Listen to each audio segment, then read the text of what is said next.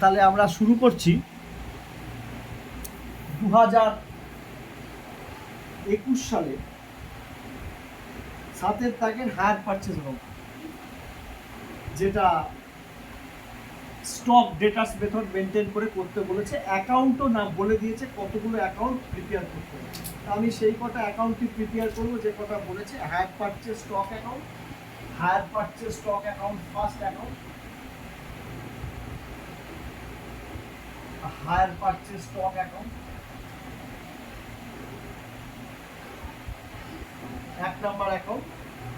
তারপরে হচ্ছে 2 number account হচ্ছে hire purchase debtors account,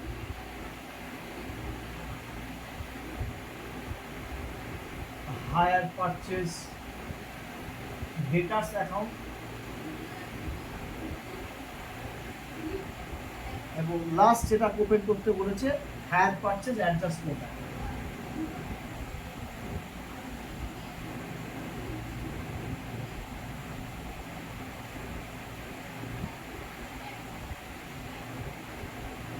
adjustment account 2021 সালে আপনাদের পড়েছে। যে কোনো বছর আসতে পারে এই টাইপের অঙ্ক, বা আগে যেরকম পড়িয়েছি সেরকম, বা পরবর্তীকালে আমরা বই থেকে যে সমস্ত অঙ্কগুলো প্র্যাকটিস করছি, বই থেকে আমরা যে অঙ্কগুলো করছি সেগুলো আমরা আরও অঙ্ক দেবো যাতে এই ধরনের অঙ্ক ইজি হয়ে যায়, এমন কিছু শক্ত অঙ্ক না। তাহলে আগে এই অঙ্কটায় পুট দ্য ব্যালেন্স, অর্থাৎ যেখানে যা যা ব্যালেন্স আছে সেগুলোকে আমাকে পুট করতে হবে। 1/1/18 তারিখে হায়ার পারচেজ স্টকে 1/1/8 তারিখে 1/1/8 তারিখে হায়ার পারচেজ স্টকের ব্যালেন্স আছে টু ব্যালেন্স বিডি, ব্যালেন্স আছে 60,000 টাকা। তা এই 60,000 টাকা আছে, এর মানেটা এখানে কস্ট প্রাইসে বলে দিয়েছে। এই অ্যাকাউন্টটা অলওয়েজ ইনভয়েস প্রাইসে আছে, অলওয়েজ ইনভয়েস প্রাইসে মানে উইথ লোড। তাহলে 60,000 টাকা হচ্ছে কস্ট। তাহলে 60,000 টাকার ওপরে যদি আমি 50% প্রফিট চাপাই তাহলে 30,000 টাকা, 30,000 টাকা মানে দাম দাঁড়াবে 90,000, 90,000 টাকা দাম দাঁড়াবে। মানে 60,000 প্লাস 60,000-এর হাফ, 90,000 টাকা ব্যালেন্স দাঁড়াবে। ক্লোজিং ব্যালেন্সটা বলে দিয়েছে 31/12 তারিখে বাই ব্যালেন্স সিডি, এর পরিমাণ বলেছে 48,000। এটাও কস্ট প্রাইসে আছে, এটাকেও ইনভয়েস প্রাইসে ট্রান্সফার করতে হবে, কারণ এই অ্যাকাউন্টটা কিন্তু ইনভয়েস প্রাইসে হবে, এটা ভুল করলে হবে। 48 আর 24-এ 72,000 টাকা হয়, অর্থাৎ ইনভয়েস ভ্যালুতে কনভার্ট করে নিতে হবে। হায়ার পারচেজ ডেটার্সের ওপেনিং ব্যালেন্স বলেছে 1/1/8 তারিখে টু ব্যালেন্স বিডি, ইয়ার পরিমাণ বলেছে 5,400 টাকা। আর closing balance 31/1/8 by balance CD 9,000।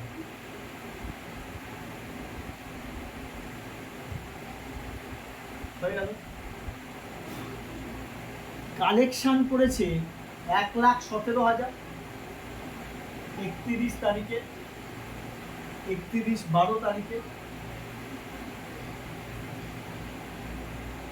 By cash 1,17,000। Goods reposes করেছে, সমগ্র মূল্যের গুডস রিপোজেস করেছে 900 টাকা। বাই গুডস রিপোজেস,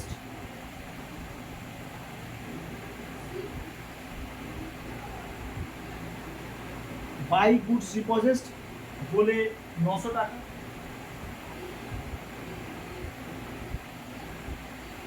দুটো অ্যাকাউন্টে যা যা ইনফরমেশান ছিল সব কটা ইনফরমেশান আমি পোস্ট করে দিয়েছি, আর ইনফরমেশান পোস্টিংয়ের কোনো ব্যাপার নেই। তাহলে এবার এখান থেকে আমি অঙ্কটা করে নিয়ে বলছি। হ্যাঁ, আমি করে নিই। হায়ার পারচেস যে যে পোস্টিং যেখানে যেখানে ছিল সবগুলো বসিয়ে ফেললাম। এইবার আমার ব্যালেন্স টানার পালা। এইটাকে ক্রেডিট দিকের যোগফলটাকে আমি করব। হায়ার পারচেজ ডেটার্সের যোগফল ক্রেডিট দিক বেশি 1,17,000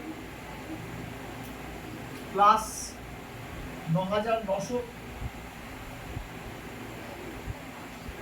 1,26,900 1,26,900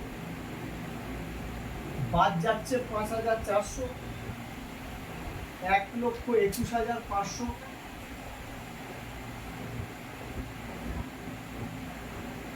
টু এইচপি ডেটাস ব্যালেন্সিং ফিগার যেটাকে বলে ম্যাচিওর ইনস্টলমেন্ট,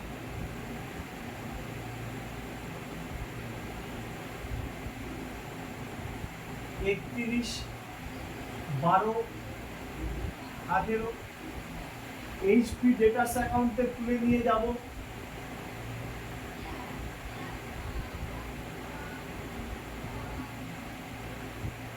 বাই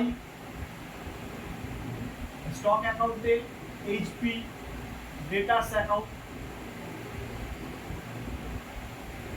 1,21,500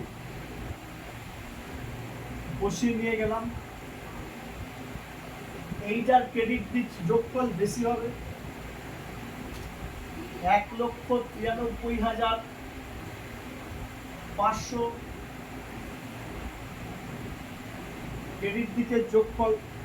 এখান থেকে 90,000 টাকা বাদ দেব, 1,03,500 31/12/18 লিখব to goods sold on HP. এইটা ব্যালেন্সিং ফিগার যেটা বলা ছিল,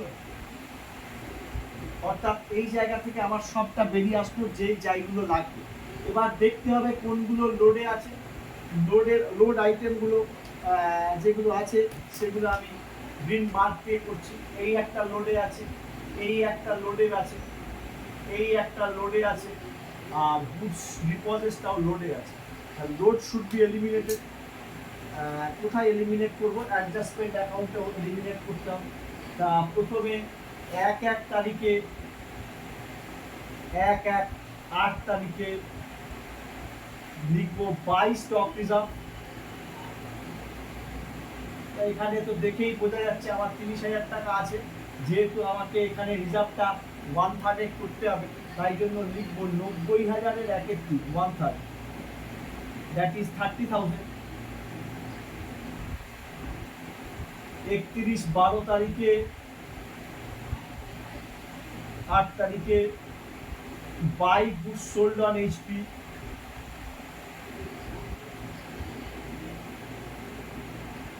বলে 1,03,500 তার 1/3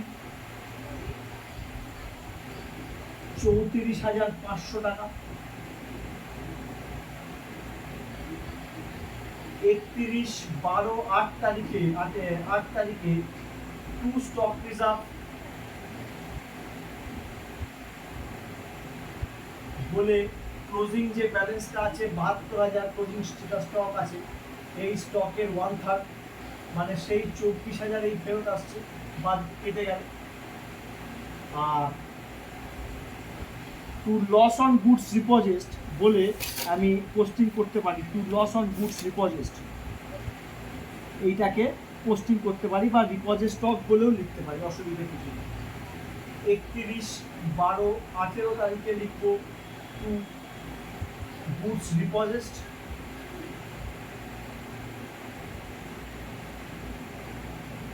যেটা হচ্ছে 900 বিয়োগ 450 যে লোডটা আছে 450। আর কিছু নেই, আমাকে শুধুমাত্র অ্যাডজাস্টমেন্ট অ্যাকাউন্টটা ব্যালেন্স করবো 34,500 প্লাস 30,000 যোগ করলে 64,500, 64,500 তার থেকে বাদ যাচ্ছে 24,450 বাদ গেলে 40,050 টাকা ব্যালেন্স বসাবো। ব্যালেন্সটাকে লিখবো to profit and loss account, profit and loss account, যেটা হচ্ছে এইচপি প্রফিট, এইচপি প্রফিট, অর্থাৎ এই অ্যাকাউন্ট থেকে প্রফিটটা বেরিয়ে আসবে, প্রফিটের আউটকামটা এই অ্যাকাউন্ট থেকে ঘটবে। বাকি যেগুলো অ্যাকাউন্ট আছে ব্যালেন্সগুলো বসাতে হচ্ছে। আর মনে রাখতে হবে কস্ট প্রাইসে পণ্য দেওয়া আছে, কিন্তু এটাকে ইনভয়েসিং করে দিতে হবে, যে কারণ হায়ার পারচেজ স্টক অ্যাকাউন্টটা always created at invoice value, at invoice value. আর সব স্টকের ব্যালেন্স নেই, সব স্টকের খোলার প্রসঙ্গও নেই। আর ডেটাস যেরকম ইউজুয়াল ডেটাসে যেরকম ওপেন করার নিয়ম সেইভাবে ডেটাস আমরা ওপেন করেছি। That is the end. 2021 সালের এইরকম অঙ্ক আমি আগেও দিলাম, করিয়েছি, এরকম একটু আগে একটা করালাম, এই টাইপের পড়েছে, সেখানে একটা অ্যাডজাস্টমেন্ট বেশি ছিল।